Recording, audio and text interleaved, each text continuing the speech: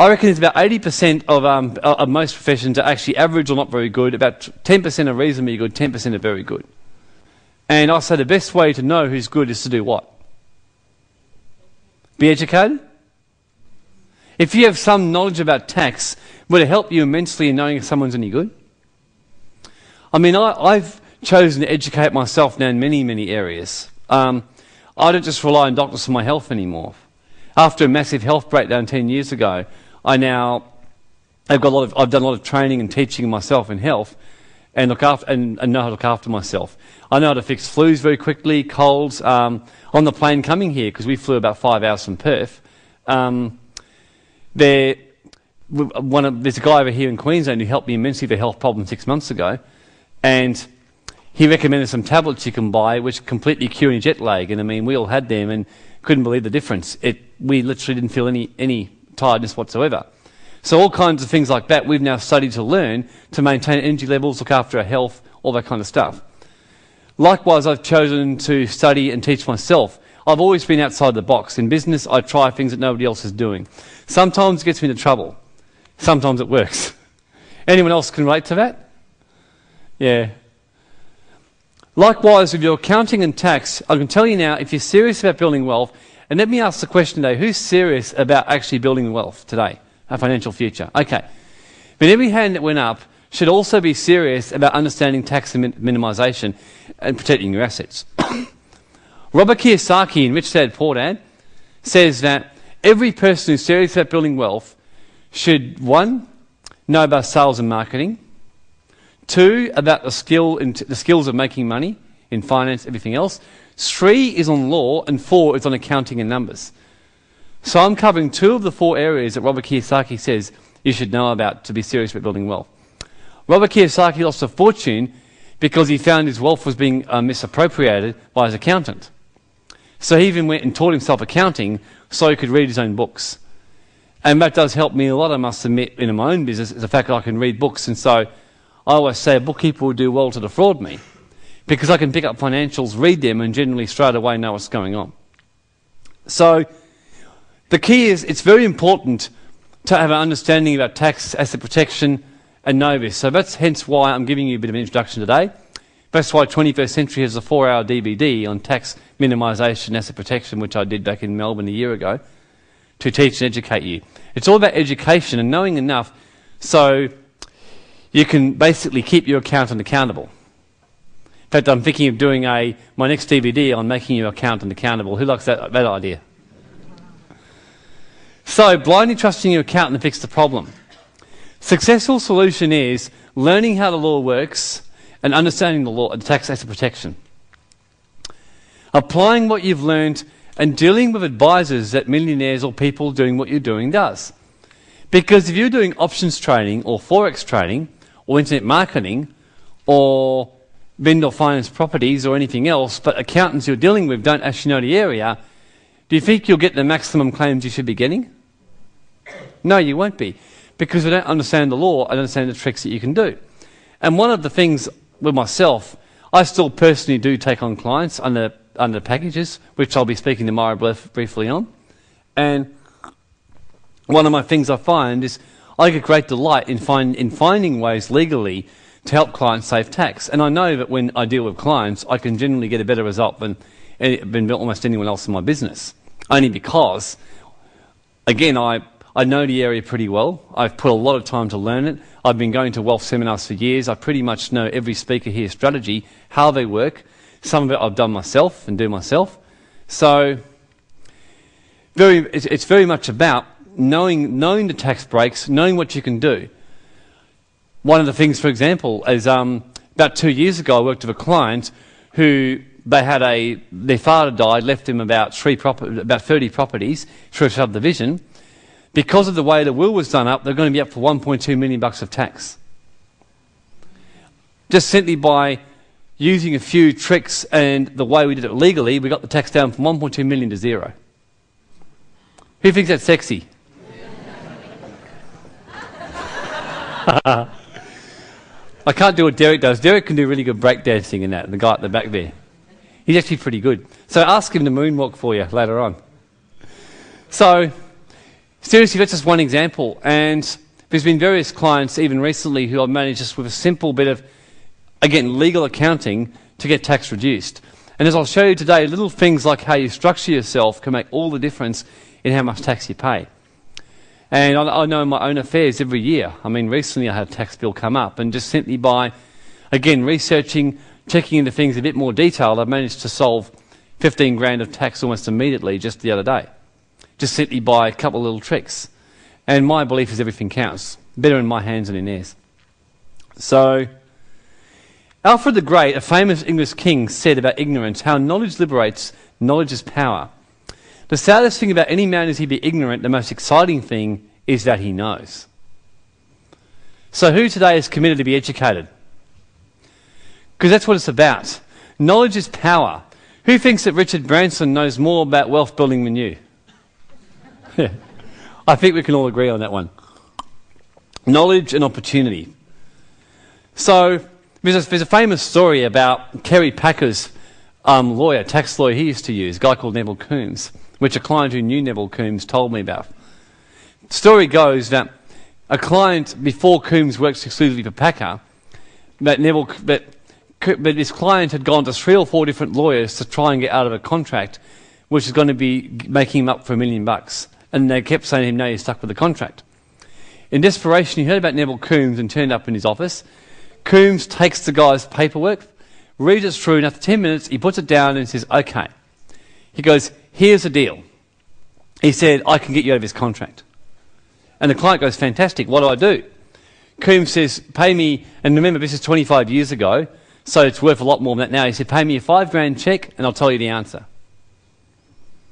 The client goes, $5 grand. Now, imagine that's like 50 grand today. So to pay me a $5 grand check, and I'll give you the answer.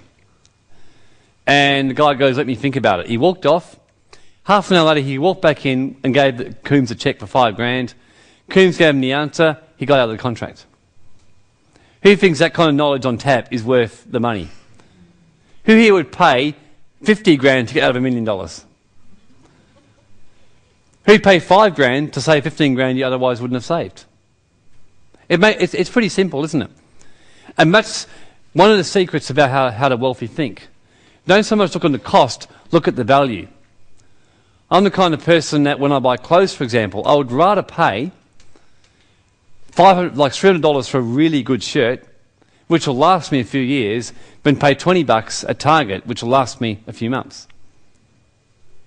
Anyone else like that? I've actually got a very sparse wardrobe. I always shock people when they see my wardrobe, my close friends. I don't have a lot of clothes because I buy generally great quality clothes and I wear them out. And I annoy my wife immensely because she'll see me wearing the same clothes over and over again over a few days. Anyone else got husbands or friends like that? I think it's a male trait, pretty much. But seriously, it's the same kind of deal. When you're choosing advisors or getting knowledge, you really want to make sure whether you go with 21st century accounting or whoever you go with, but you're going to be getting value and you're going to be getting results. And and make sure you know what and have enough knowledge to be dangerous. Because remember, when you're at that auction buying that property, you're not necessarily going to have your accountant there holding your hand telling you what name to buy it in.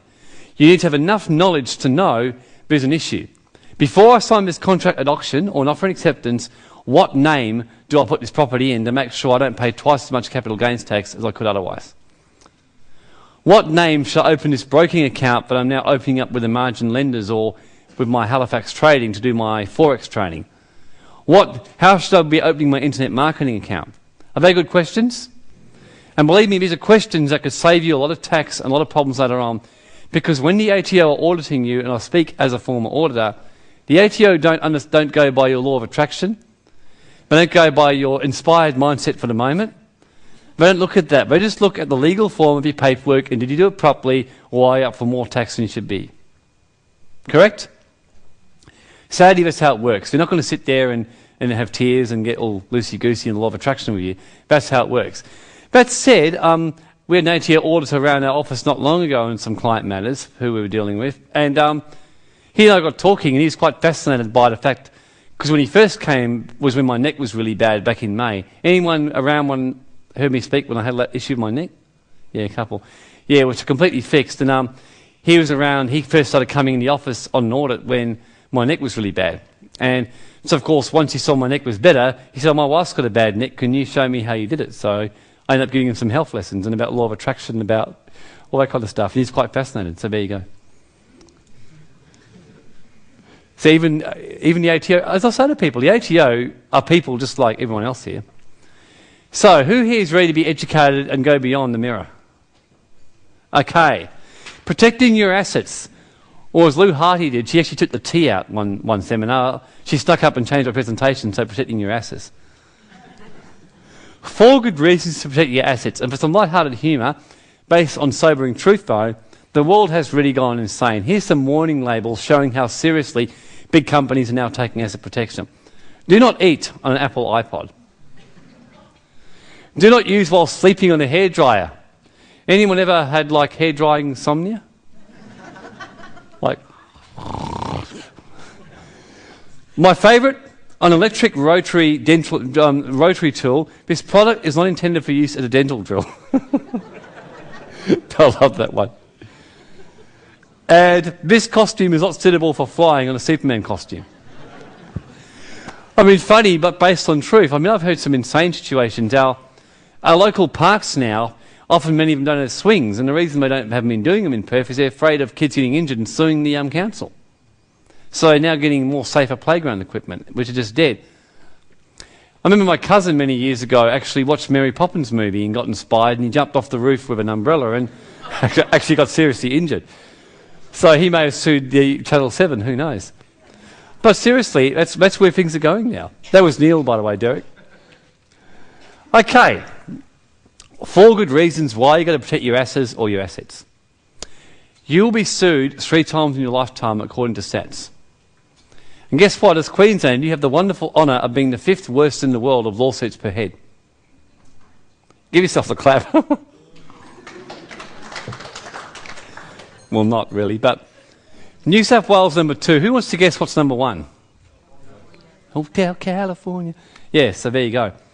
So New South Wales number 2, Queensland number 5.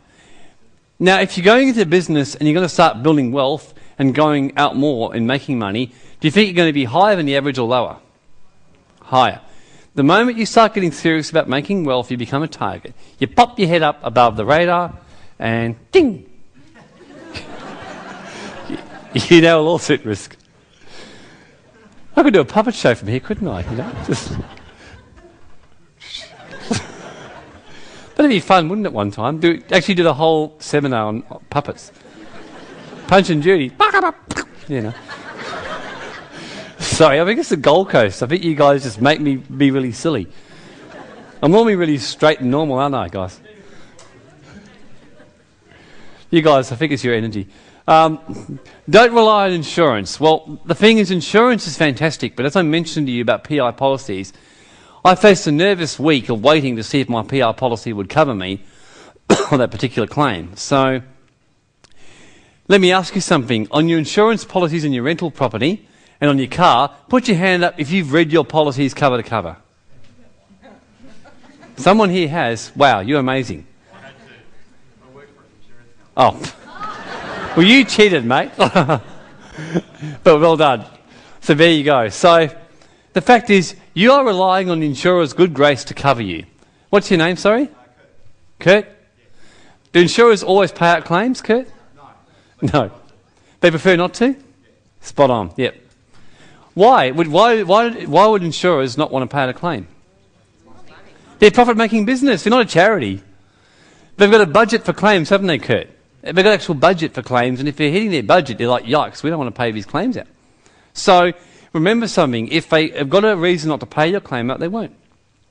And for example, if you're a gynecologist and you get sued, like say, many, many years, like 24 years after the baby gets born by the baby who's got a defect because of forceps or whatever else, chances are your PR policy now lapsed.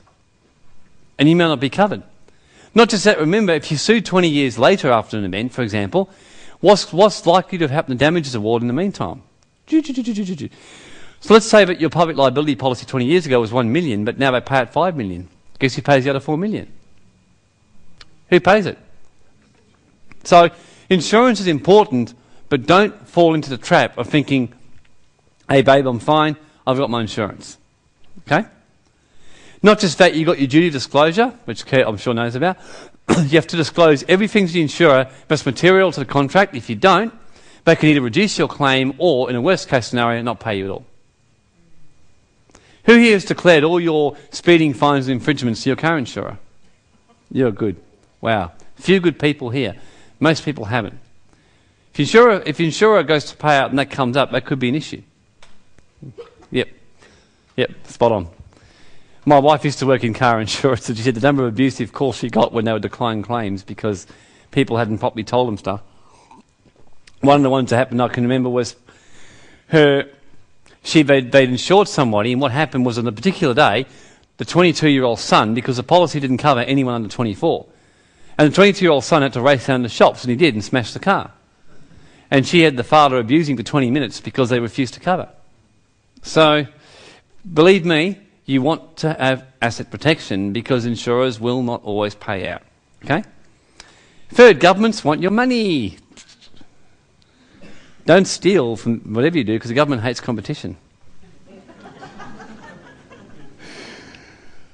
But seriously, I mean, you think about what's happened today with government. I mean, it concerns me immensely, and one of the reasons I like Jamie and the Academy so much. Jamie and I think very similarly in these kind of things.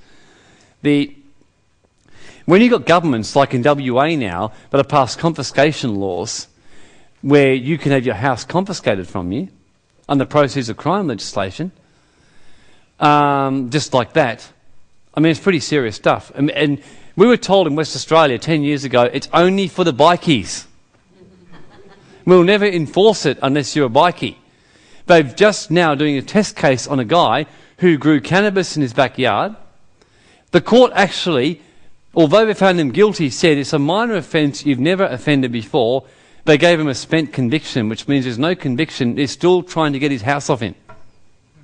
They're trying to steal his house off him. There's an outcry in the paper about it. Okay? Right now they're passing laws in WA which allow the police to stop people and search for them without a reasonable suspicion. Okay? So governments more and more are the greatest threat to your wealth. Okay? So you want your assets protected from creditors, from governments. And everybody else wants it too. So there you go. That's me and Derek, best picture. Okay, basic strategy. Let's get into some facts. So now you understand that.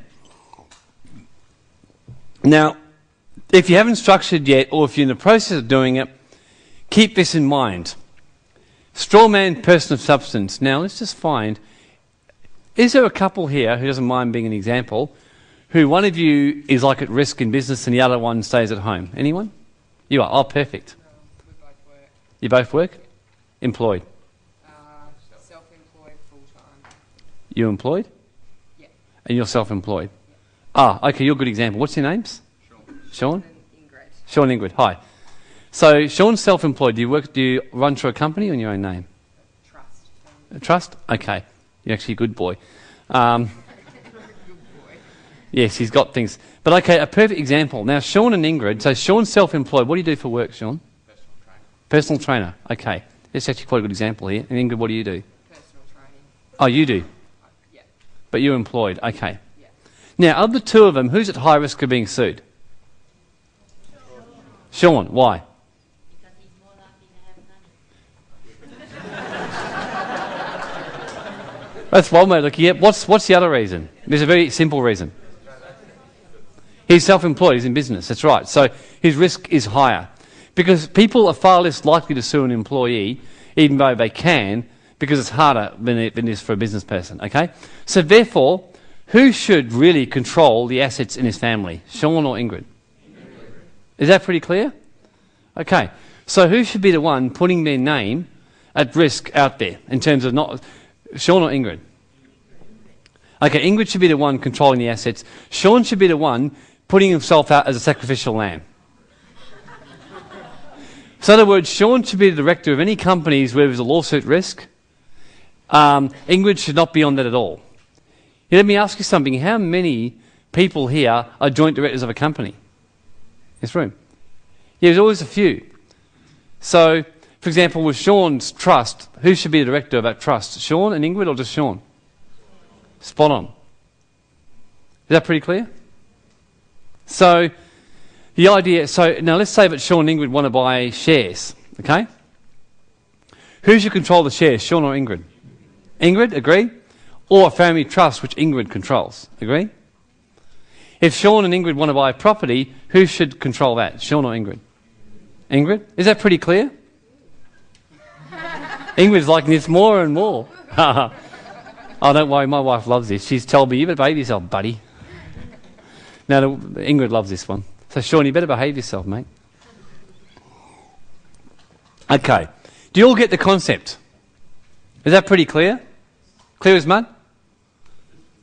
Okay. Now, some say, well, what if I'm single, or, you know, what if I'm buying lots of different things? What do I do here? Because the fact is, not a lot of us in a couple situation. Well, understanding this, I'll just show you about multiple structures and then just keep fine-tuning this concept that I'm showing you. We'll just take the video onto this if we can. So, using Sean and Ingrid's situation, picking on them, seeing as they put their hand up, we've got a family trust right now, okay? Now, just to explain what a family trust is, a family trust, in simple terms, is it's also known as a discretionary trust. It's a trust set up where no one actually controls the assets. So it's a bit like the other day with my children when I was trying to find out who stole the chocolate biscuits I just bought. Not one of them owned up to it. So either it was God the Tooth Fairy or one of them wasn't telling me the truth. But it's the same kind of deal with a family trust. The family trust is where it's held on trust by the trustee for pretty much everyone in the trust at the trustee's choice. So, for example, if Sean's got a family trust and he's a trustee, or his company, which is better still as a trustee. I hope you got a company as a trustee, Sean. Oh, good boy. So Sean's the director of that company trustee, I presume? No, I'm the director. Oh, dear. Yeah. Oh, dear. I used to also be self-employed, so I've only recently gone to full-time. Okay, so obviously you're going to be fixing that after the seminar. Fantastic news. So what happens is, let's say that they fixed it. Sean is the director of his company here. So the beneficiaries will be Sean, Ingrid, any children. Do you have children? Oh, 2.